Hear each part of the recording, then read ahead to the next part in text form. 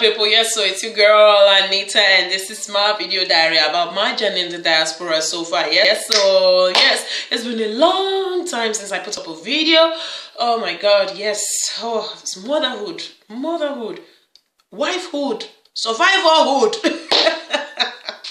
It's been crazy busy, but you know, I got you guys on my mind all the time. I'm always thinking of something very interesting to come up with and discuss with you on this forum. So don't worry. We're going to discuss something very, very fun today. And for those of you who are coming across my video for the first time, you're wondering, why should I listen to this lady? Who's this lady? Just relax, chill out, you know. And at the end of the day, if you enjoy what we're doing, please subscribe, you know.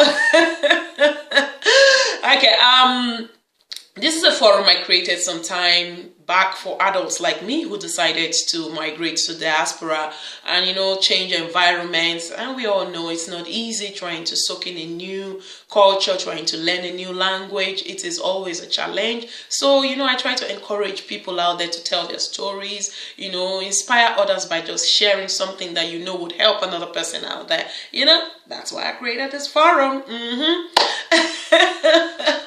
Okay, today I'm going to be sharing something. I'm going to be telling a very interesting story. Usually I try as much as possible to, you know, talk about something very neutral, but I got a letter from a Dutch white girl, and she said she came across my video by mistake. You know, very, very good mistake if you ask me. She came across my video and she watched everything and she felt I was a bit, you know, too upper flack. I was scratching just the surface when it comes to, you know, discussing matters that concerns the diasporans, and her reason being that, okay, she also has had contact with diasporans and she had her own story to tell, her own experience, and which is definitely not a good experience. More is not new either, it's nothing special either, it's some story that we're all very familiar with. According to her, in her letter, she came across some guy so many years ago named Prince Efe from Nigeria, and you know, they cultivated a relationship and it produced 2 children, and you know, through her own facilitation or her own help, the guy got his papers, everything sorted out, and once he got that sorted out, the guy bailed on her. The guy you know what I'm saying? Okay, and she's been bitter ever since, and she felt, you know, if I'm talking about diaspora matters, I should as well talk about, you know, diasporans who take advantage of innocent people out there while trying to survive. And you know, that's her story.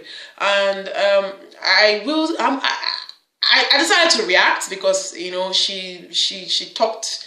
I feel like she just reacts. I don't know why. Now I know why. She said my message was not getting across to the crux of the matters, and I think I should react to that. So I decided to handle her response in 4 different ways, you know, departments. First and foremost, I would like to clear something to her, or you know, clear some matters, you know, for her, you know, and that is to, you know, say to her, not all diasporans are desperate. You know, singular fact that it didn't go well between you and Prince Efe doesn't mean all diasporans are like that. I mean, there are some diasporans who came here to study, and along the line they met people they love, and they're still together with those people forever and ever after, till date, till forever, you know. And there are people who came, you know, because of work, and they love the environment and they decided to stay back.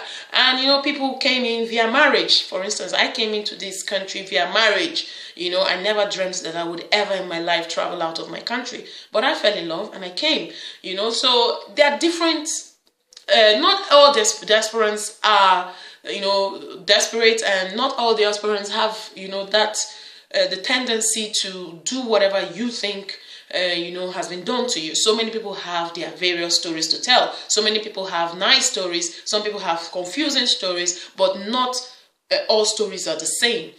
Having said that, you know, I hope you understand what I mean. And then secondly, I would also like to clear up the singular fact that I am not a specialist. You know, I do not have any kind of professional training, you know, as regards social. I mean, I'm not a psychologist, I'm not a sociologist, I'm not a psychiatrist. I would say I'm what you call a talkologist. You know, I just talk.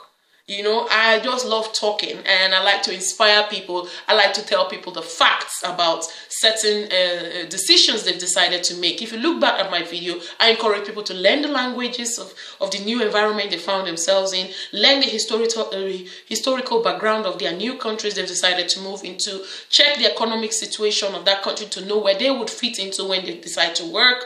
You know, these are the things I try to talk about. You know, it doesn't mean I'm just scratching the surface. I'm just trying to make make some general statements that concerns everybody when it comes to integration. So I'm not one who would come here and judge people's decisions on how to survive. No, sorry, I do not have any professional papers or education to come here and start talking about people's decisions or private matters. Now, another thing I would like to mention to you is love, you know, or a relationship goes sour. Whether it is through it was cultivated with a diasporan or with somebody from your country. You know, relationship everywhere goes sour. If it's not working, it's not working. It just happens to be that this guy, you know, happened to be a diasporan. It could have been another person. Divorces take place every day, everywhere around the world. And it's because the relationship is not working out. So I would like to encourage you not to think that it happened to you because that is how Nigerians behave or that is how diasporans behave. No, it could have gone so with any other person. That is the nature of relationship. Some people, for me, I always tell people, being in a relationship that lasts forever is a gift. There's really nothing much you can do about it. If you have it, fine. If you don't have it, continue living your life. And I would also like to round up by telling you that you should move on. Yes, move on. You still sound a bit bitter. You have two lovely children. I mean, children that are not easy to come by. You have two lovely children. Move on. Forgive and move on. For the sake of your children. Please. I mean, that's from a sister here to another sister out there. So my people, what do you guys think? Did I make sense trying to handle this letter? I need to hear your own contributions to this matter. Today, not too much laughter because I just felt I needed to deal with this letter. Bang, bang, bang, you know. But, you know, what do you guys think?